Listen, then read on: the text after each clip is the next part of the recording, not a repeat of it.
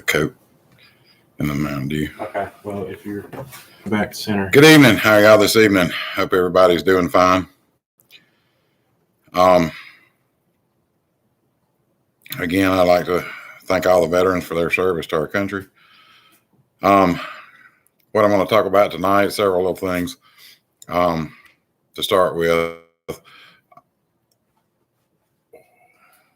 I just want to know what in that is going on with Pete Buttigieg. I guess Buttigieg is more accurate. How in the hell is Rhodes racist? If somebody will explain that to me, that's got to be the dumbest crap I have ever heard in my life. How is a road racist? My understanding is that it's an old wives' tale or something. Race baiters use that as one of their taglines to keep people donating to them, to keep some work going their way.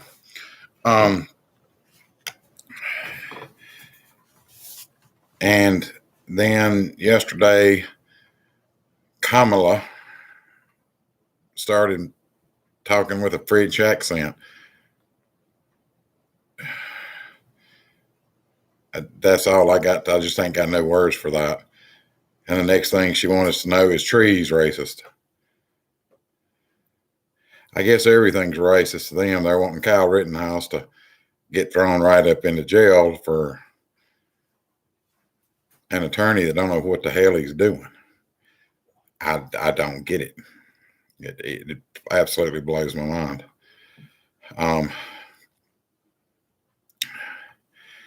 I am floored by what I'm watching. And they're, the Communist Manifesto is in full effect right now. I mean, the Fifth Circuit said, hold on the mandates. He said, just avoid the mandates, enforce it anyway. I think that's a little bit of contempt. Somebody ought to file a lawsuit on that part of it. It just absolutely, I can't believe I'm watching this. We've in 10 months become a laughing stock of the entire world because our demented president, and yes, I can say demented. I ran a dementia unit. I've worked them. I've worked with the same kind of people. And if you're in the middle of a town hall and you walk by the thing and you're daydreaming that you're riding a pony, and not only that, but you assume the position. You have assumed the position. It just absolutely blows my mind. I just don't. Why are they abusing this old man? Is it all about power? I just don't. It just absolutely, I'm floored. I mean, the man was sitting in the middle of a major meeting and went right to sleep. Just fell out. And he was gone. I just don't understand it. Not at all. And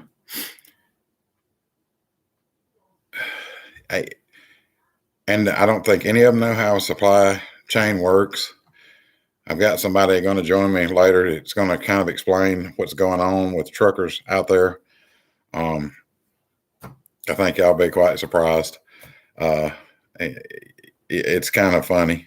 I didn't think I would ever be doing this anyway, but I do have some extra time on my hands, so might as well do something with me being bored, just sitting rather than watch TV.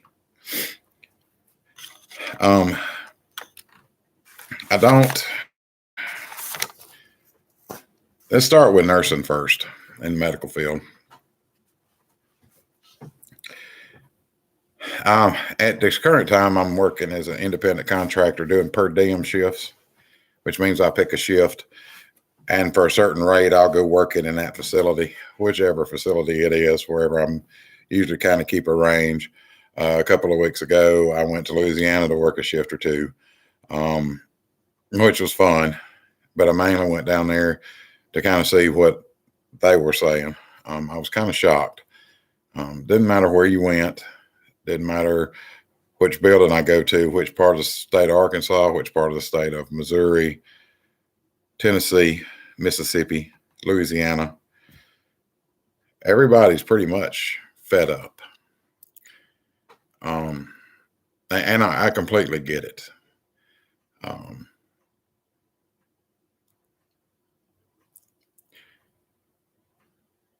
There's something to be said about people wanting power. I think the old saying goes, power corrupts, but absolute power corrupts absolutely. And that's what we're seeing now. They are running out of things to control us with. I heard yesterday they're talking about keeping the mask for cold season, and then keeping the mask for the flu season. Well, I thought we had wiped out the flu because there was hardly any numbers for the flu last year. I would hate, it would absolutely crush my soul to find out that everybody had the flu last year instead of COVID-19. Y'all all thought the same thing I did, didn't you? Since the flu is a COVID virus and COVID is a COVID virus, they're all SARS viruses. I don't know where or what's going to happen. I know that everybody's tired of it. There's 180 million voters apparently. That's a harsh estimate, probably more like 150 million. But it's killing me that these people voted for him. Now they got him. I don't think it's what they wanted, but that's what they got. We always get what we deserve when we vote. That's just how it works. Go lay down. He is, by his actions, he's single-handedly responsible for every bit of inflation. He's single-handedly responsible for the price increases on everything. The supply chain thing is kind of a farce. I'm not saying that it's not. I go into Dollar General too, and I see that there's nothing on the shelves of one Dollar General and a few more things in another Dollar General, but no Dollar General has all of the stuff that you need. I just don't get it at all. He's talking about unloading the boats. Excuse me. He's talking about unloading the boats. You can unload all them boats. If you don't have the drivers to get it from point A to point B, they're just still sitting on the dock. They're just still sitting there. They're just not sitting in the water on the boat. They're off of the boat, and they've gone back to get more stuff to bring that we won't get unloaded because there won't be no rooms left on the dock. I've seen some estimates say there's about 30,000 driver shortage up to 60,000 driver shortage. I don't know what the real number is. I know that there are things to do to ease the shortage for truck drivers. They can extend the drive hours. And all that'll be explained later.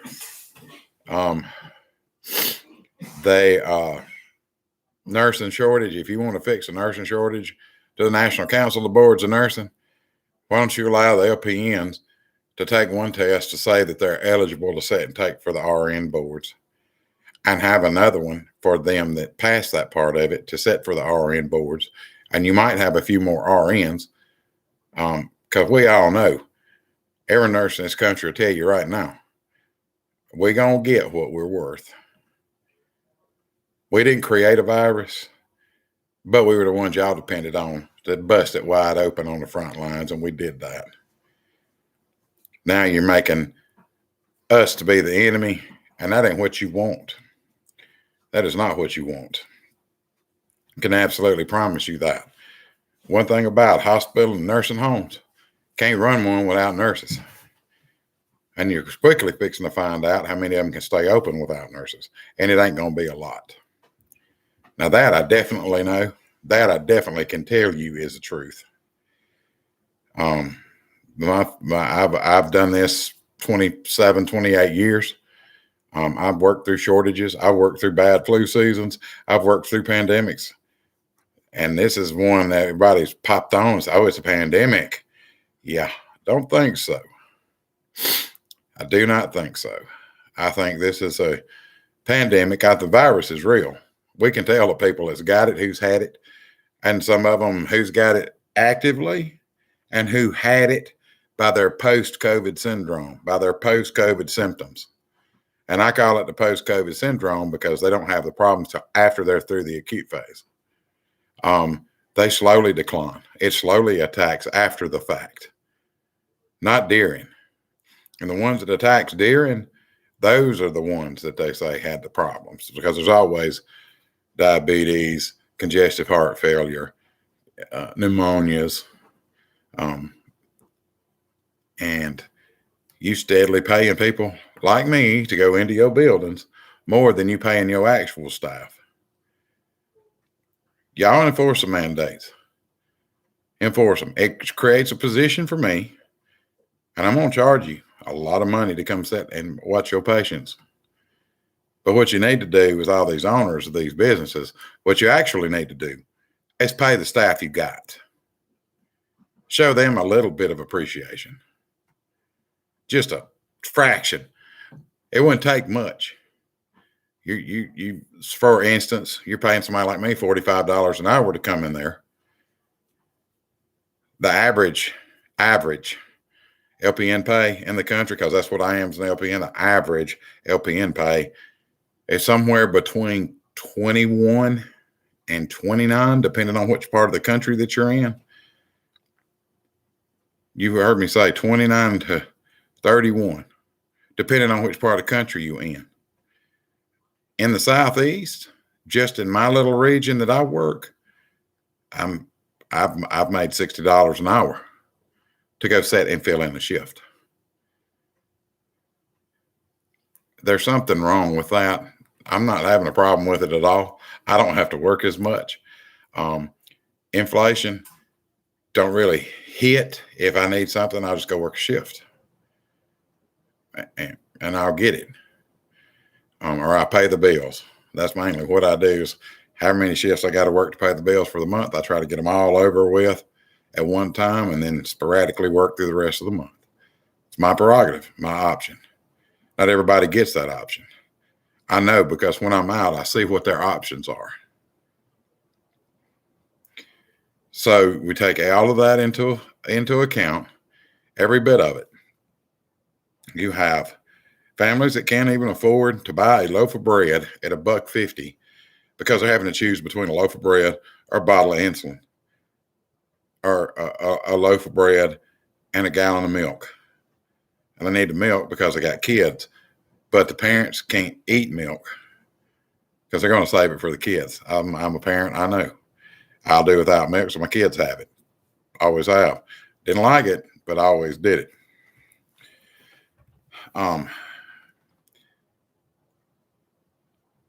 I have, and I did it yesterday, helped a woman get some gas at the store. It wasn't a lot of money, but it meant the world to her.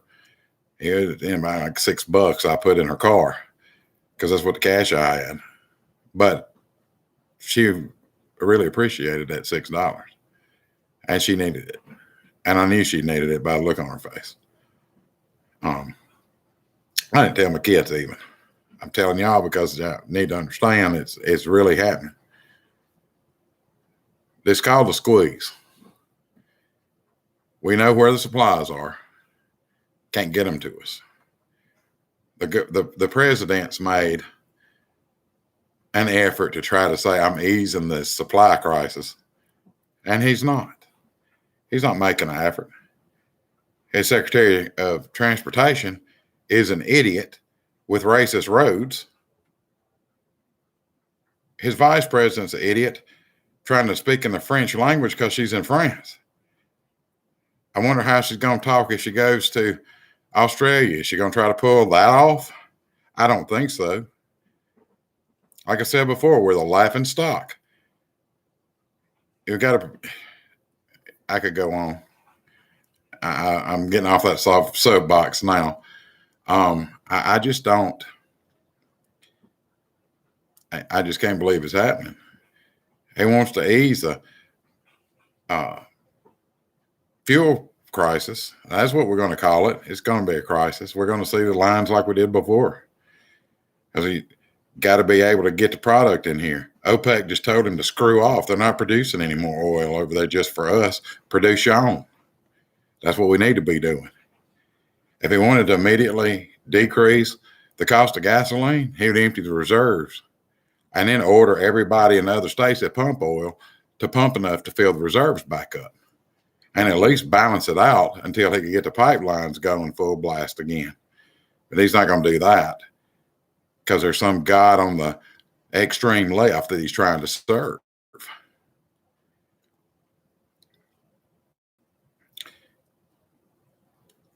And that would be the politically correct, and let's not forget woke left. There's more than that. There's more to it than that. Everybody's worried about the news media sitting there worried about, oh, this one is not doing the mandate. He took the shot himself and he's going against his radio show. And he's supposed to be the next one for radio glory. Well, it's not really that. They really didn't listen to what the man had to say. He wasn't being a martyr to the cause. He was just standing up for what he believed in. It's what the country was founded on.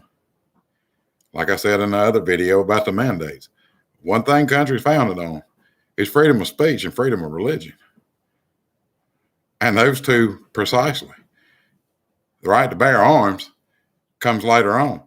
There's 10 things this country was built on. And we need to start teaching that again. Period. And until we do, this ain't going to do nothing but get worse. And giving it the mouth treatment is just going to not do it.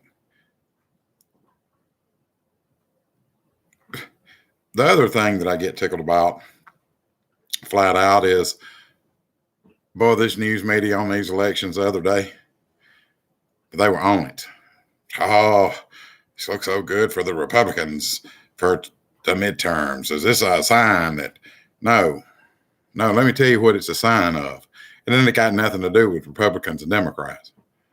And those people that ran, I think one of them ran for a public office prior to these elections this past Tuesday in Virginia, and she lost that one.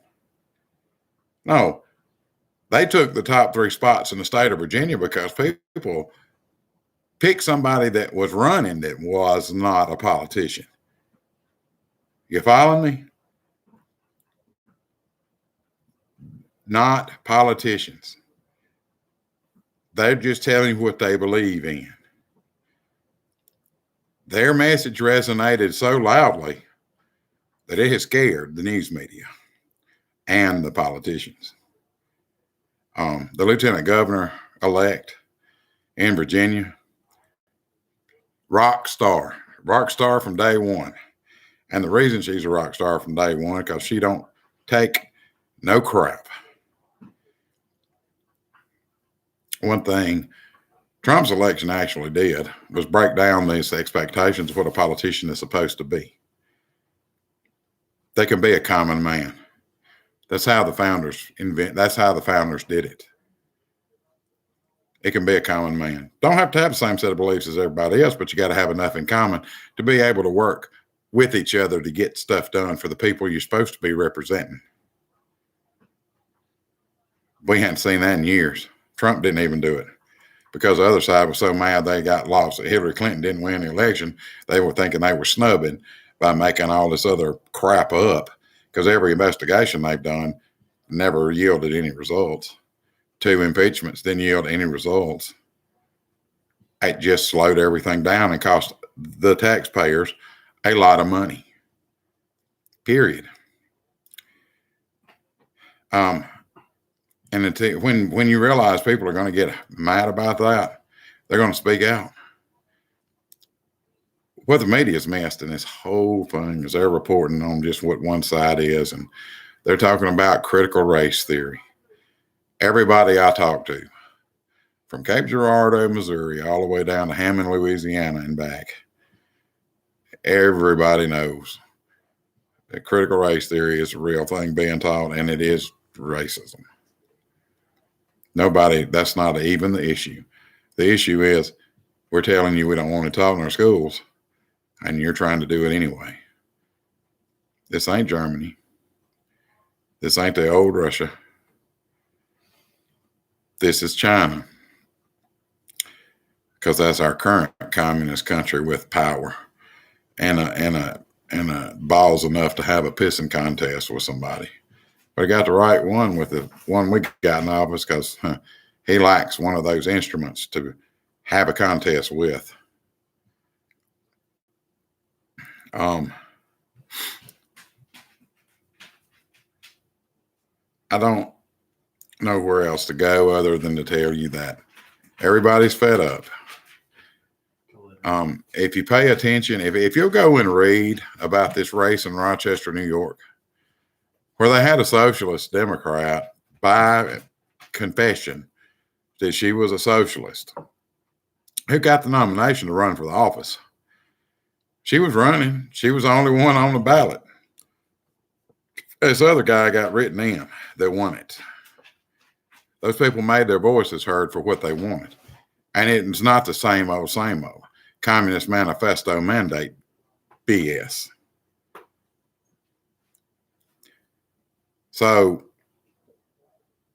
it's just one of those things where what's going to happen in this next election is that it's going to be the people nobody expects is what's going to win on both sides. On both sides. So what I want to move on to now is the what's really going on out on the roads, because I haven't been out on the roads talking to truck drivers yet. I will eventually. But my kid is a driver. He drives 18-wheelers. He's over the country. So Garrett, if you want to come on in here, let's talk, tell these people what's going on, and see what's happening. Howdy. So this is my son, Garrett. So take it away. Tell them what's happening with the transportation from getting point A to point B, what you're seeing, what you're hearing. Well, the biggest thing with the transportation industry right now is the ports. And the politicians and the news media is saying that ports are filling up with containers and ships hanging off the coast and everything else. It's true, but what's really caused it is a lack of workers with the supply boom. Everyone wants everything right now. It's come at the worst time of the year. It's almost Christmas. When COVID-19 hit, they shut the ports down in the country. They shut the ports down in Asia. They shut them down everywhere. Well, now that the ports have opened back up, all these workers who didn't have a job went and got other jobs somewhere else. Some went, got their welding certificates. Others became truck drivers. But what's causing the port shortages now, there's not enough space for empty chassis trailers. There's not enough space for containers. And there's not enough truck drivers. I mean, that's really the whole thing with the ports. What about the drive? When you say there's not enough truck drivers, how much freight are you talking about sitting and waiting at any given point in time? About 1,500, 2,000 containers. And that contains how many pounds of product? I mean, I don't want to be a smart ass when I say it depends on what's in it, but it contains everything that we need to run the country because we don't produce anything here. So what's some of the stuff that you've hauled? I haul anything and everything. I mean, I've hauled groceries, toilet paper, Lord, paint filters. Coke lids? No. Cups? I've hauled Waffle House cups. I mean, it's just but they could never really get you a full truckload on some of that stuff because they don't have it. They don't have the materials to do it. There's a shortage of everything right now. And how has the gas prices and 18 wheelers affected everything? Oh, there's a big old diesel shortage coming. Of fuel There's or trucks? out west they're running out of diesel, and in Ohio they're running out of diesel And why aren't we hearing about that on the news? because it's not a big headline. They don't. I can only assume that the DOT doesn't want anyone else to know. But the supply chain's breaking down, and there's not much you can do because there's no way to supplement workers. Well, I mean, a couple of ways you could fix it is suspend the hours of service nationwide. The way the hours of service works now, your shift is 14 hours long. You could drive 11 of those, and you have 3 for loading, unloading. You got to take a 30-minute break, and you got to do a pre-trip and a post-trip. So all in total, when it's said and done, you get 30 minutes of wait time because your pre-trip and post-trip have to be on duty. And that pre-trip and post-trips where you safety checks, right? Checking your tires, engine oil, coolant, making sure your rig ain't going to kill somebody while you're going down the road. So in your estimates, just what you've seen, no expert testimony here, just what you've seen, how many drivers do you think it would take, and at a minimum amount, and how long would that minimum amount of drivers take to fix the problem that we got now? If I had to guess, 25,000 would fix the whole supply chain. The only issue with that is we don't have the infrastructure to support 25,000 more drivers. There's not enough parking spaces for their shutdowns. There's not enough trailers for the drivers to pull. There's not enough trucks. The parking spaces, Tennessee, I mostly run the Southeast. Tennessee has turned their old weigh stations into parking areas for semi-trucks. I lost my train of thought. That's why it's live. Anything can happen. So they've changed their old weigh stations into parking spaces for trucks Right. because there's I-40 is the main interstate from the East Coast to the West Coast. Anything you got to get, it connects the ports in Virginia, misses it by a little bit, but it connects Virginia all the way to Los Angeles. It's one of those main interstates that have to stay open. But there's not enough parking spaces. There's not enough truck stops. There's not enough rest areas to support the amount of truckers we have now. It's definitely not going to support 25,000 more. So there would have to be other laws in other states that have to be relaxed. Because I know in some states they don't let them park on the off ramps. In some states they just park on them and risk the ticket, right? Well, some states, Arkansas, you can't park on the on ramps. They don't get you unless you're doing it in the middle of the day. Arkansas doesn't, from what I've seen. Now you're going to run across that one, but there's just not enough places for people to park. They're having to park on ramps and off way stations on the on ramps and off ramps. 75. And what? I mean, if you got more places to park and you got gasoline to supply the shortage, then what else do we have to have? Training. Now it ain't driving an 18-wheeler ain't as hard as it seems, but It's the hot shot truckers to alleviate some of this and sidestep some of these rules. no most of them are ex semi truck drivers. To be a semi foot flatbed gooseneck, That's the dog. but they're held to and drive 11.